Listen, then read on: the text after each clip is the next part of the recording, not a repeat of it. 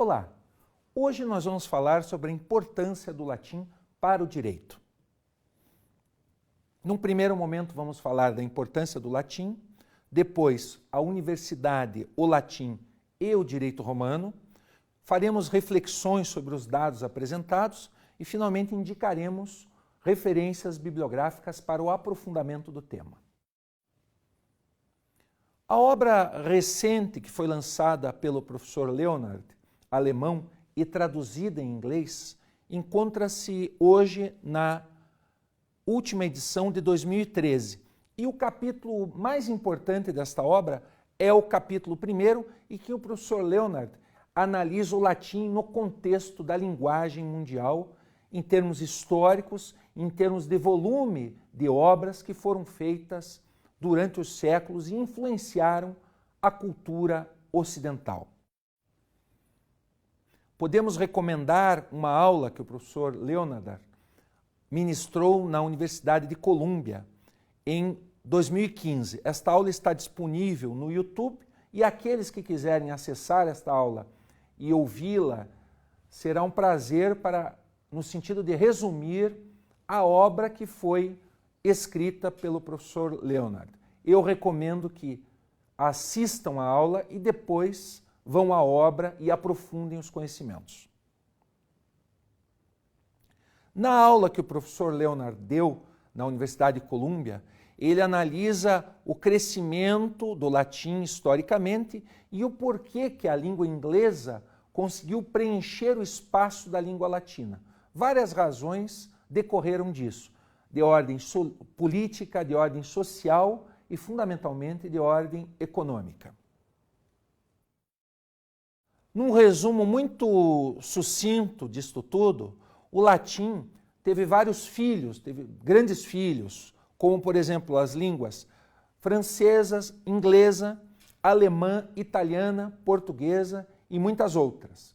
Dessas todas, o inglês tomou um espaço muito grande dentre as línguas que se envolveram com o pensamento científico e os ramos do conhecimento. Tanto é que uma das conclusões do professor Leonhard é que se hoje a língua inglesa fosse extinta, seguramente ela duraria alguns séculos. Por quê? Porque muita coisa foi escrito em inglês e é necessário a leitura dessas obras. Este raciocínio também se aplica ao latim. Uma grande parte do pensamento ocidental foi forjado em língua latina. E, portanto, para que nós entendamos este pensamento ocidental, é necessário que dominemos a língua latina. O latim é a língua sob cujas estruturas lógicas e psicológicas assenta toda uma cultura. Essa é a conclusão do professor Guilherme Braga da Cruz quando analisou a importância do latim no mundo ocidental. Então, para se entender o que é o mundo ocidental atualmente, nós precisamos dominar o latim para adentrar nas obras fundamentais que forjaram toda uma cultura, sem a qual nós não vamos entender absolutamente nada, ou vamos entender apenas superficialmente a cultura de maneira ampla no mundo ocidental.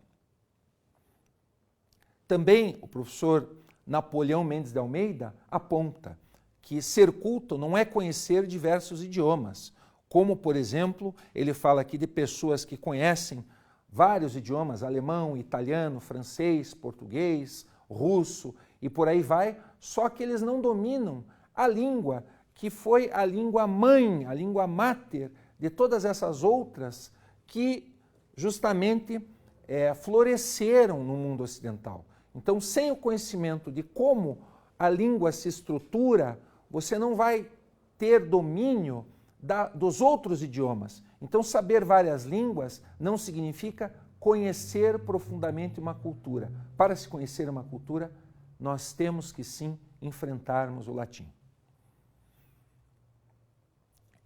Indo ao aspecto do direito, a própria fundação da universidade, a Universidade de Bolonha, se fez através das obras clássicas do mundo romano. Então, Bolonha inicia seus estudos a partir do século X e é lá no direito, a partir do Corpus Juris Civilis, a obra do imperador Justiniano, que foi o último imperador do domínio romano no mundo ocidental, né, que faleceu em 565 depois de Cristo, a partir do Corpus Juris Civilis, é que nós vamos realmente dominar e saber o que significou toda essa influência romano-latina na nossa cultura jurídica atual.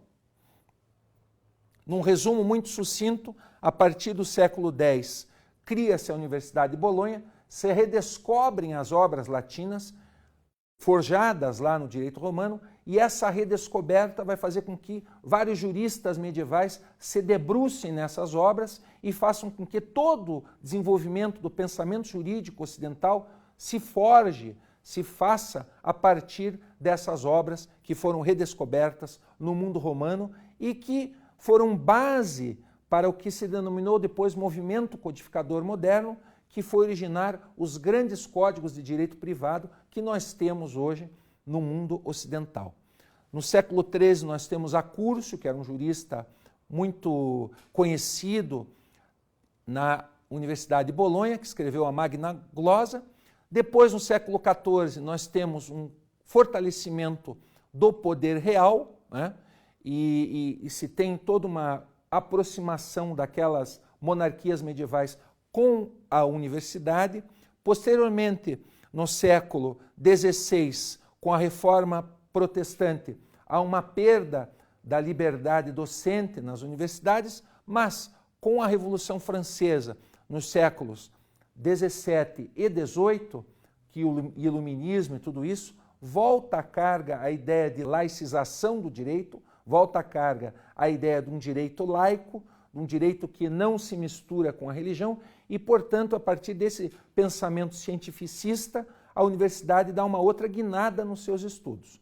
Isso, por um lado, foi bom, porque assumiu o paradigma da Revolução Francesa, mas, por outro, fez com que aquela ideia de homem medieval que tinha uma visão conjunto do mundo, uma visão integral do mundo, isto é, aquele homem ocidental que conhecia profundamente tudo, isso se perde. Então a universidade se compartimentaliza e aí nós temos a universidade como um conjunto de cursos reunidos que vão forjar determinados profissionais que vão atuar nesse capitalismo moderno que foi forjado ali justamente a partir da Revolução Francesa. Recapitulando novamente, nós temos o humanismo para o direito no século XIV, depois a Escola dos Cultos com Cujácio no século XVI e a partir do século XVIII se tem justamente essa tecnicidade nos cursos de direito. Já no século XIX, o positivismo jurídico, aquela ideia na qual o ordenamento jurídico será a grande árvore, a grande estrutura normativa do direito, isso faz com que as preocupações científicas se voltem não para as fontes romanas, não para o latim, mas meramente para o ordenamento jurídico. Esse ordenamento jurídico basicamente é dado pela Constituição, pelos códigos e pelas leis. Por um lado, isto facilita a vida moderna, mas por outro, faz com que esses profissionais que vão estudar meramente o positivismo jurídico e como os ordenamentos jurídicos funcionam, serão profissionais empobrecidos, não serão profissionais que conhecem as raízes, conhecem profundamente o direito e os seus ramos, e as razões pelas quais o direito foi formado e as razões pelas quais o direito existe na sociedade ocidental. Por último, no final do século XX, no Brasil, há uma expansão dos cursos jurídicos e essa expansão dos cursos jurídicos vai mirar, vai visar justamente a formação de milhares de profissionais do direito. Essa formação, por um lado, instrumentaliza conquistas no aspecto da cidadania, mas, por outro, faz com que haja um empobrecimento da cultura jurídica, no sentido de não mais se estudarem as fontes jurídicas, não mais se estudar o direito romano em profundidade e sequer cogitar o estudo do latim. Então, as reflexões até este momento que eu posso trazer à lição dos senhores é que, sem esse domínio e sem a profundidade do latim, nós não teremos também domínio e profundidade dos temas jurídicos. Isto é, nós vamos ver somente a superficialidade do ordenamento jurídico e as suas normas. Não vamos saber o porquê da criação e justamente do nascimento dessas normas jurídicas. E sem o latim não vamos enfrentar isso e não vamos dominar o sentido de descobrir o porquê e as razões pelas quais temos o ordenamento jurídico atual na nossa cultura ocidental. Outra coisa importante é essa análise direta das fontes. Isso se perdeu. Os autores repetem outros autores, que citam outros autores que consultaram as fontes. Então, com o resgate do latim, nós vamos justamente consultar as fontes diretamente. Não precisamos ler pessoas que leram as fontes e tiraram conclusões. Vamos deixar esses autores de lado, eles têm valor, é evidente, mas poderemos ter uma postura mais direta sobre a análise das fontes. E, finalmente, descobrir o que se perdeu com essa superficialização dos cursos de direito, que é a natureza jurídica dos institutos do direito, isto é, o porquê, quais as razões pelas quais nós temos determinados institutos no direito, quais as razões do matrimônio, quais as razões do testamento, quais as razões da capacidade, enfim, nós vamos entender na raiz, aonde a coisa surgiu. E isso está lá no direito romano e está lá na língua latina. Vamos também ganhar, com esse estudo, uma cultura maior da língua portuguesa. A língua portuguesa tem perdido a sua significação, as palavras são pouco usadas. E quando você domina a língua latina, você domina todas as possibilidades de descrever uma simples cena, um simples sentimento, uma coisa assim banal do dia a dia, mas com poesia, com profundidade, com sensibilidade. Só conhecendo a língua latina é que teremos condições de ler Homero, de ler Tito Livio, de ler Cícero, de ler tantas obras que a cultura romano-latina nos deu.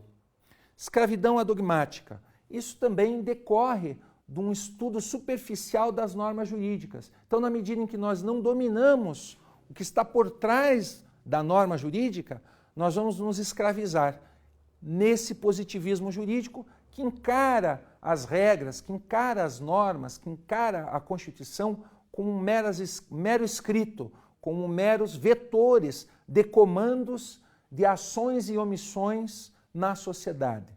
É preciso, portanto, enfrentar criticamente as fontes do positivismo jurídico. E só poderemos fazer isso estudando o direito romano, a história do direito e a língua latina. E aprender o latim para debater com quem e onde. Nós temos alguns centros de excelência nas universidades brasileiras que poderemos fazer isso, mas é apenas com uma retomada do curso de latim, da língua latina, é que nós vamos sim ter uma criticidade maior nos cursos e nas pós-graduações do direito. Hoje as pós-graduações do direito repetem autores europeus, leem autores europeus e repetem esses autores nas suas teses, nas suas dissertações, nas suas monografias de final de curso. É preciso mudar isso, porque lá nessas universidades europeias eles estudam profundamente o latim e as fontes romanas. Aqui no final as indicações bibliográficas, dentre as quais eu destaco esta aula do professor Leonard, que ele deu lá na Universidade de Colômbia. Nos livros, para quem quer iniciar os seus estudos, eu recomendo a leitura da Gramática Latina do professor Napoleão Mendes de Almeida, que é uma gramática assim consagrada, é uma gramática profunda e é um dos grandes livros de latim que nós temos. Para o campo do direito, o professor Moreira Alves, Universidade, Cultura e Direito Romano. Este artigo prova e mostra o porquê se estudar latim e o porquê se estudar direito romano na Academia do Direito.